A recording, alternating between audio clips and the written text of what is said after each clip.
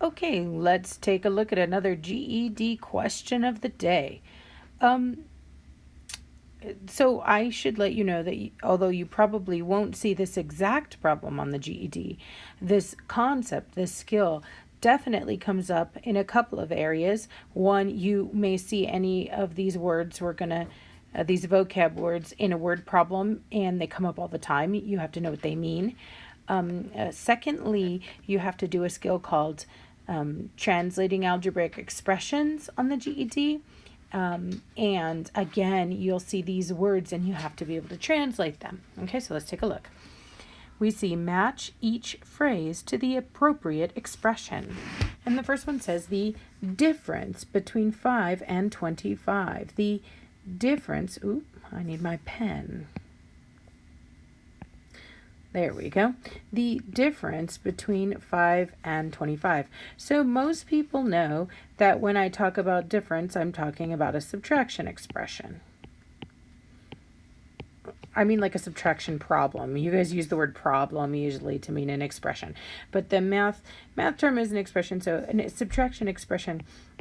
But one thing that you do need to know about difference is always positive. Difference is always positive. So there's a couple of different ways that we can ensure that an answer is always positive. One quick way would be to make sure that the bigger number comes first. So if I'm going to write this expression, I would do 25 first, 25 minus 5. And that would be the difference between 5 and 25 because I'm expecting a positive answer. Okay, so great. So A is 3. So if you were writing your answer, you probably wrote A3. Okay, now let's take a look at B. B says the product of 25 and 5. Now, even students who know sum and difference often don't know product. So you need to know that, yes, sum is addition, difference is subtraction, product is the word for multiplication. Product is multiplication. And so if I say the product of 25 and 5, I'm asking you to set them up in a multiplication expression. And so I see that right there. There's the product of 25 and 5, 25 times 5. See that multiplication expression? Great.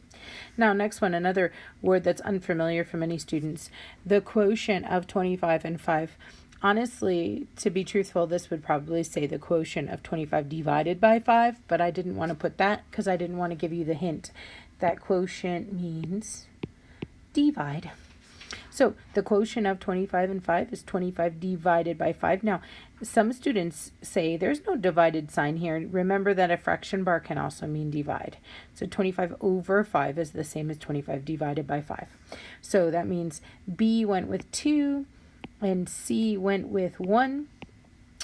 So the only thing left for D is 4, so it better be 4. Let's take a look. The sum of 5 and 25. And indeed, sum means an addition expression. They all are expressions, by the way, but it's the entire addition problem. So the sum of 25 and 5 is 5 plus 25. So D is 4. Great. There's very few things that you need to memorize on the GED, but you definitely need to memorize sum, an addition expression, difference, a subtraction expression, product, a multiplication expression, and quotient, a division expression. Again, I saw a problem the other day that asked students to find the product of a couple of binomials, and my students didn't know what the heck they were talking about, but it was multiply. And I see problems regularly that feature the word sum and difference. So know your terminology. Great. If you have any questions about this, feel free to drop them in the comments.